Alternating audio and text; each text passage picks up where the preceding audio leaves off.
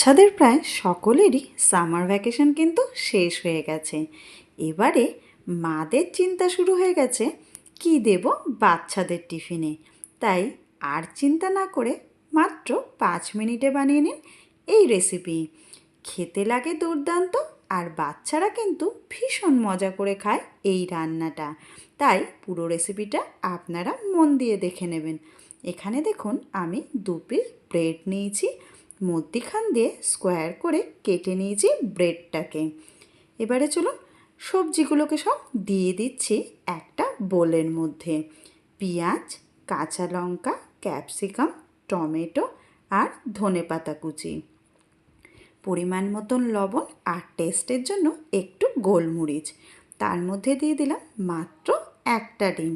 সুন্দর করে ভেজিটেবলগুলোর সাথে ডিমটাকে মাখিয়ে নেব। ব্যাস একদম তৈরি হয়ে গেল ডিমের মিশ্রণ। কড়াইতে মাত্র দিয়ে দিলাম 1/2 চামচ তেল।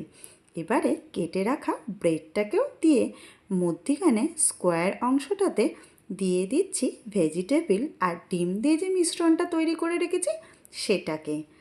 এবারে দেখুন যে টুকরোটা ছিল ব্রেডের সেটাকেও চেপে বসিয়ে দিলাম।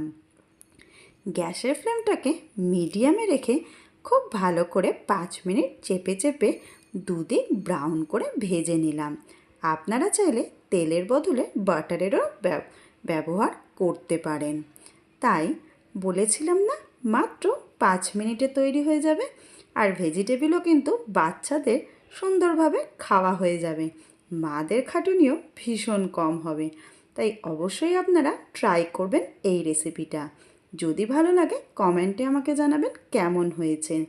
আমার চ্যানেলে নতুন বন্ধু হলে চ্যানেলটাকে সাবস্ক্রাইব করে নেবেন। ধন্যবাদ।